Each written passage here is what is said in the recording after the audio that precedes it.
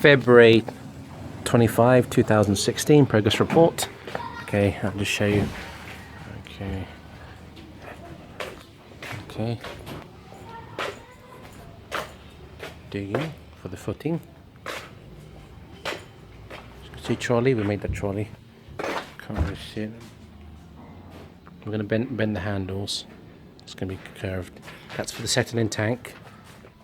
The footing is done for 2 columns, as you can see. This one is still remain to be dug out.